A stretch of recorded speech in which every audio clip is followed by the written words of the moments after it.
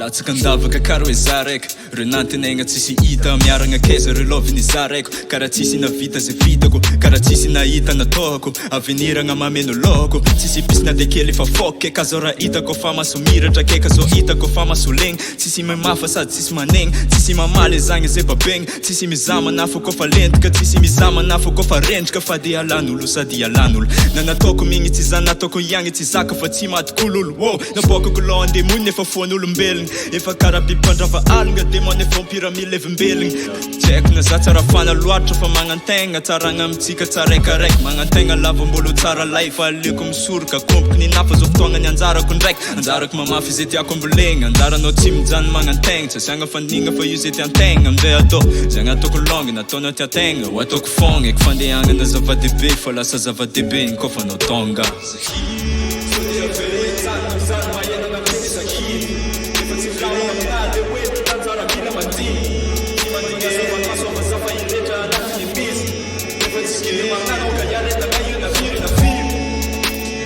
Tsy mipetraka afara fa zaza family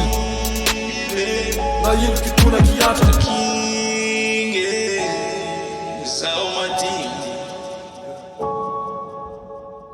Vola velonay natara sotombera matotonga ety de nateraka andresy tsy mifanary tanaty andro maloka sao tafavoaka de miara mifety ny ana eritsaina ny nataoko rakitra entiny antrehana andreo ady mafy matafana ihany lesiny ataoko fa zay rehetra sisak'izay idikafy zay serana nimba nariko fa tsisy na tsy makasary ary mikôze tsisy mitsiky foany sa mampiseonifo satria faly miaina ohatrany hoe akizy zay tsy talay ankidoha amin'ny olona mahavita teny ohatrany rehefa masta mbola mikiry sy mbola mitolona tsisy mitsoka tsisy mialo rasta miatrika ny amafy niady mire rehefa tsy mena amita vonina andresy de mbola mitraka vonina andresy de mbola misakra mody seninina fenony sakra tsy maintsy tonga io ana de ibatra raha kivikivy lalesy amin'ny fiainana de niraneny atoboy amin'ny bava mendeveke hita sikisame miavaka foana ohatrany hoe kisamainty tsy anabe tarezy na hita adipesy fa te hotadidy atao anaterape hoe izy mitramy tena passionné kotrana be fa voafele taranja elany elana androsony taona lasa diamondra le vady karangana